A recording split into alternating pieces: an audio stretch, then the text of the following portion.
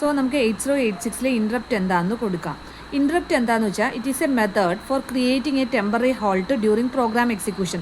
Programme execute ചെയ്യുന്നതിനിടയിൽ ഒരു temporary halt ഉണ്ടാക്കാൻ വേണ്ടിയിട്ട് ഉപയോഗിക്കുന്ന മെത്തേഡുകളെയാണ് നമ്മൾ ഇൻട്രപ്റ്റ് എന്ന് പറയുന്നത്. ഇത് എന്തിനു വേണ്ടിയിട്ടാണെന്ന് വെച്ചാൽ പെരിഫറൽ ഡിവൈസുകൾക്ക് മൈക്രോ പ്രോസസ്സറിനെ ആക്സസ് ചെയ്യാൻ വേണ്ടിയിട്ടാണ്. അപ്പോൾ പെരിഫറൽ ഡിവൈസുകൾക്ക് മൈക്രോ പ്രോസസ്സറിനെ ആക്സസ് ചെയ്യാൻ വേണ്ടിയിട്ട് നമ്മൾ ഇൻട്രപ്റ്റ് വഴി ഒരു ടെമ്പററി ആയിട്ട് ഒരു ഹോൾട്ട് പ്രൊഡ്യൂസ് ചെയ്യുകയാണ് ചെയ്യുന്നത്. അല്ലെങ്കിൽ നമ്മൾ പറയും ഇൻട്രപ്റ്റ് എന്ന് പറയുന്നത് നമ്മുടെ സിസ്റ്റത്തിലെ ഒരു സ്പെഷ്യൽ കണ്ടീഷനാണ്. അതുവഴി നമ്മൾ എന്ത് ചെയ്യുന്നു, ഇൻട്രപ്റ്റ് സർവീസ് റുട്ടീൻ അല്ലെങ്കിൽ ISRനെ എക്സിക്യൂട്ട് ചെയ്യാനും വേണ്ടിയിട്ടുള്ള ഒരു സ്പെഷ്യൽ കണ്ടീഷനെ നമുക്ക് ഇൻട്രപ്റ്റ് എന്നുള്ള പേരിൽ വിളിക്കാം. നമുക്ക് സാധാരണയായിട്ട് ഒരു ഇൻട്രപ്റ്റ് മെയിനായിട്ട് 3 സോഴ്സുകളിൽ നിന്ന് വരാം. ഒന്ന്, നമുക്ക് എക്സ്റ്റേണലായിട്ട് ഉള്ള സിഗ്നലുകൾ വഴി നമ്മുടെ 8086 പിന്നിൽ NMI പിന്ന് അല്ലെ INT-R പിന്ന് വഴി ഇൻട്രപ്റ്റുകൾ നമ്മുടെ മൈക്രോ പ്രോസസ്സറിലോട്ട് വരാം.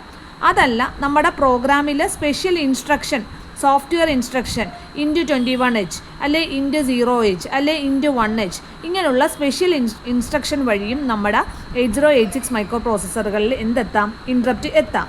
ഇനി അടുത്തത് നമ്മുടെ condition produced by the microprocessor. ഉദാഹരണമായിട്ട് ഞാൻ ഡിവിഷൻ ബൈ 0 ചെയ്യുന്നു, ആ സമയത്ത് ഓട്ടോമാറ്റിക്കലി ഒരു ഇൻട്രപ്റ്റ് വരും. ഓക്കെ, സോ ഇങ്ങനെയുള്ള സ്പെഷ്യൽ കണ്ടീഷൻ വഴി നമ്മുടെ സിസ്റ്റത്തിൽ എന്ത് വരാം, ഇൻട്രപ്റ്റ് വരാം. അപ്പോൾ ഇൻട്രപ്റ്റ് എന്താണ്?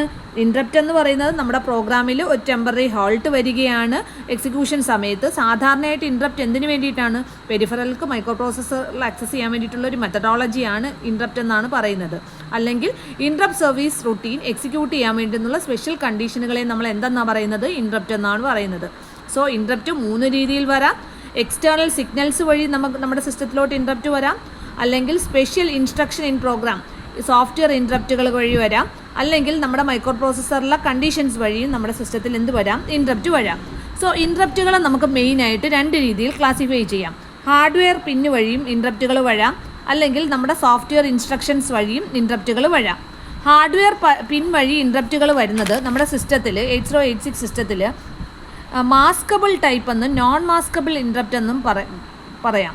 മാസ്കബിൾ എന്ന് പറഞ്ഞു കഴിഞ്ഞാൽ എന്തായിരിക്കും? അവയെ നമുക്ക് മാസ്ക് ചെയ്യാം, ഹൈഡ് ചെയ്യാൻ പറ്റുന്നത്. INT-R പിന്ന് വഴി വരുന്ന റിക്വസ്റ്റുകളെ നമുക്ക് എന്ത് ചെയ്യാം, പ്രയോറിറ്റൈസ് ചെയ്ത് ഹൈഡ് ചെയ്യാൻ പറ്റും. നോൺ മാസ്കബിൾ ഇൻട്രപ്റ്റ് എന്ന് പറഞ്ഞു കഴിഞ്ഞാൽ നമ്മുടെ സിസ്റ്റം പെട്ടെന്ന് ഓഫ് ആവുകയാണ്, അപ്പോൾ NMI ഇൻട്രപ്റ്റാണ് വരുന്നത്. കാരണം നമുക്ക് അവയെ ഒരിക്കലും തടയാൻ പറ്റത്തില്ല, മാസ്ക് ചെയ്യാൻ പറ്റത്തില്ല. ഇനി നമ്മുടെ സിസ്റ്റത്തിൽ സോഫ്റ്റ്വെയർ ഇൻട്രപ്റ്റുകളുണ്ട്. മെയിൻലി 256 സോഫ്റ്റ്വെയർ ഇൻട്രപ്റ്റ്സുകളുണ്ട്. അവ INT0, INT1, INT2 അങ്ങനെ INT255 വഴി വരെയുള്ള സോഫ്റ്റ്വെയർ ഇൻട്രപ്റ്റ്സുകൾ ഉണ്ട്. ഇനി നമുക്ക് എന്താണ് ഇൻട്രപ്റ്റ് സർവീസ് റുട്ടീൻ എന്ന് നോക്കാം.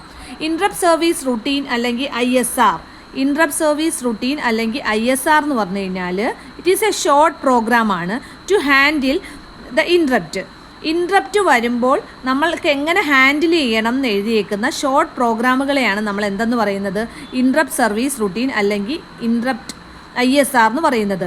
സാധാരണയായിട്ട് പെരിഫറൽ ഡിവൈസുകളുടെ സർവീസുകൾ ആക്സസ് ചെയ്യാൻ വേണ്ടിയിട്ടായിരിക്കും ഇൻട്രപ്റ്റ് സർവീസ് റുട്ടീൻസ് എഴുതിയിരിക്കുന്നത്. ഓക്കെ, ഈ ഇൻട്രപ്റ്റ് സർവീസ് റുട്ടീനുകളുടെ സ്റ്റാർട്ടിംഗ് അഡ്രസ്സ് നമ്മൾ സേവ് ചെയ്തിരിക്കുന്ന ടേബിളിനെയാണ് നമ്മൾ ഇൻട്രപ്റ്റ് വെക്റ്റർ ടേബിൾ എന്ന് പറയുന്നത്.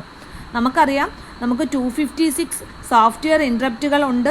ആ ഓരോ ഇൻട്രപ്റ്റ് റുട്ടീനുകളും ഓരോ കാര്യങ്ങൾ, ഓരോ റുട്ടീൻസ് ചെയ്യാൻ വേണ്ടിയിട്ടുള്ള ഇവയുടെ അഡ്രസ്സുകൾ, സ്റ്റാർട്ടിങ് അഡ്രസ്സുകൾ കീപ്പ് ചെയ്യുന്നത് ഒരു ഇൻട്രപ്റ്റ് വെക്റ്റർ ടേബിളിലാണ്. അപ്പോൾ ഇൻട്രപ്റ്റ് വെക്റ്റർ എന്താണെന്ന് വെച്ച് കഴിഞ്ഞാൽ ഈ INT0യുടെ അഡ്രസ്സ് എന്താണ്, അതിന് നമുക്കൊരു ഇൻട്രപ്റ്റ് വെക്റ്റർ എന്ന് പറയാം. ഓക്കെ, അങ്ങനെയുള്ള ഇൻട്രപ്റ്റ് വെക്റ്റേഴ്സുകൾ കീപ്പ് ചെയ്യുന്ന ആ ടേബിളിനെയാണ് നമ്മൾ ഇൻട്രപ്റ്റ് വെക്റ്റർ ടേബിൾ എന്ന് പറയുന്നത്. അത് നമുക്ക് ഈ പറയുന്ന INT0 മുതൽ INT255 വരെയുള്ള ഓരോ ഇൻട്രപ്റ്റ് വെക്റ്റേഴ്സും നമ്മൾ വെൽ ഡിഫൈൻഡ് ആയിട്ടുള്ള ഒരു മെമ്മറി ലൊക്കേഷനുകളിൽ നമ്മൾ സ്റ്റോർ ചെയ്ത് വെച്ചിട്ടുണ്ട് മെമ്മറിയിൽ. അത് മെമ്മറിയിൽ 000 മുതൽ 003FC എന്ന് പറയുന്ന മെമ്മറി ലൊക്കേഷനിലായിട്ട് നമ്മൾ എന്ത് വെച്ചിട്ടുണ്ട്, ഈ ഇൻട്രപ്റ്റ് അഡ്രസ്സുകൾ കീപ്പ് ചെയ്ത് വെച്ചിട്ടുണ്ട്. ഉദാഹരണമായിട്ട് ഞാൻ പറഞ്ഞില്ലേ, INT0 അല്ലെ ടൈപ്പ് 0 ഇൻട്രപ്റ്റുകളുടെ സ്റ്റാർട്ടിംഗ് അഡ്രസ്സ് എവിടെ കാണുന്നതെന്ന് വെച്ച് കഴിഞ്ഞാൽ മെമ്മറിയുടെ 00 മുതൽ 0003 വരെ 4 ബൈറ്റിലാണ്. കാരണം നമുക്കറിയാം അഡ്രസ്സിന് വേണ്ടിയിട്ട് നമുക്കൊരു സെഗ്മെൻറ്റ് രജിസ്റ്ററും ഓഫ്സെറ്റും വേണം. ഒരു സെഗ്മെൻറ്റ് രജിസ്റ്ററും ഓഫ്സെറ്റും കൂടി പോകുമ്പോൾ 16 ബിറ്റ് വേണം. അപ്പോൾ 16 ബിറ്റ് കീപ്പ് ചെയ്യാൻ വേണ്ടിയിട്ടാണ് 000 മുതൽ 003 വരെ. അപ്പോൾ അടുത്ത ടൈപ്പ് 1 ഇൻട്രപ്റ്റ് കീപ്പ് ചെയ്യുന്നത് 004 മുതൽ 007 വരെ. ഓക്കെ, അങ്ങനെ ടൈപ്പ് 2 മുതൽ ടൈപ്പ് 255 വരെയുള്ള നമുക്ക് ഇൻട്രപ്റ്റുകൾ നമ്മൾ കീപ്പ് ചെയ്യുന്നുണ്ട്. ഇത്രയും മനസ്സിലായെന്ന് വിചാരിക്കും.